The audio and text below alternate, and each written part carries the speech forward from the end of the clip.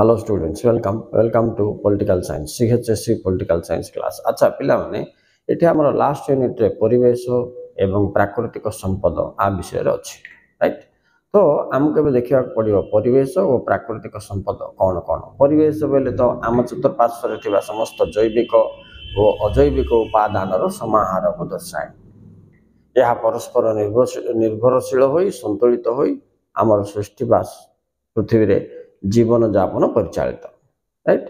अच्छा ये जैविक बोले समस्त जीव जगत, अजैविक बोले भूमि जल आकाश वायुमंडल इत्यादि राइट। आपको लेकर आम परिवेश गठित हेले परिवेश भितर प्राकृतिक संपद बोले सब खनिज संपद जोटा प्रकृति द्वारा सृष्टि होता बुझाए।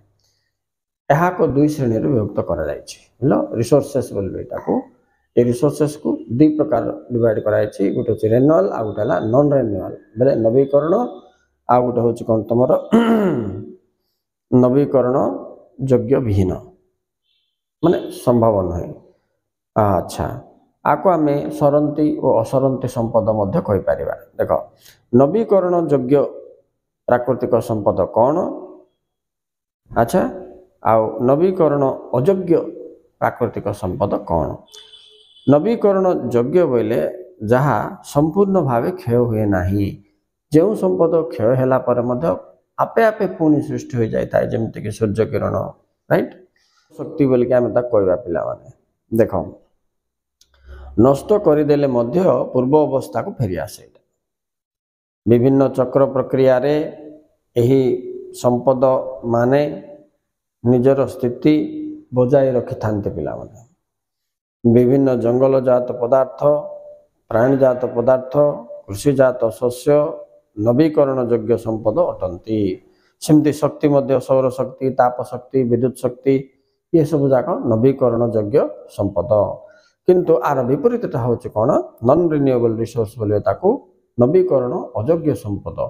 एठी वंश सरीगला बेले पिला माने आउ थरे याकू उत्पादन करिहब नाही।